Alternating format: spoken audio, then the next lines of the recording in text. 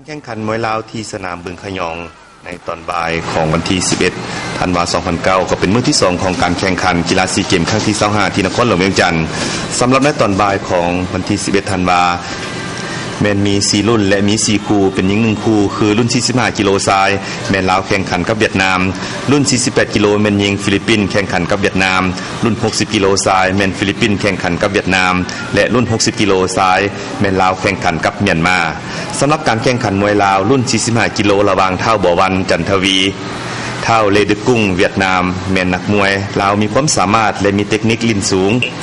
จึงเอาชนะนักมวยจากสหรัฐอาณาจักรเวียดนามด้วยการชนะน็อกในยกที่2และจะไปรอท่าสิงเหรียญคำในวันที่15ธันวาคมอยากฝากให้พ่อแม่ประชาชนและกองเชียร์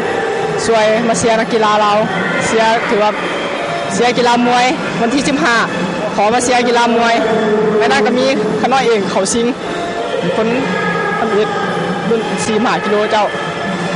สำหรับการแข่งขันกีฬามวยลาวในการแข่งขันเวียงจันทร์เกมในครั้งนี้จะชกด้วยกัน4ยกแต่ละยกจะใช้เวลาประมาณ1นาที30วินาทีและจะพักน้ำ1ครั้งก็เป็นนี่ละมาเพราะว่าเป็นรุ่น60โลเป็นรุ่นที่8เนาะแต่ว่า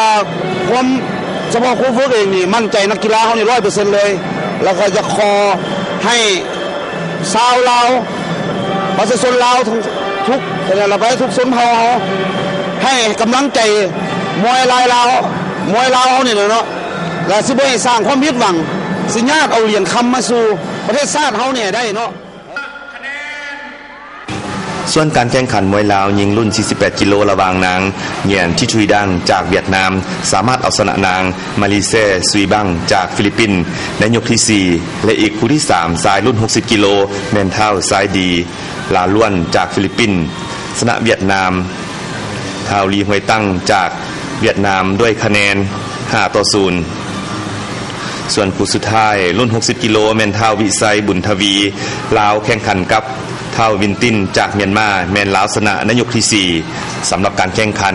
มวยคู่อื่นพวกเขาจะนำมาเสนอทานได้ติดตามรับชมในมื้อต่อไป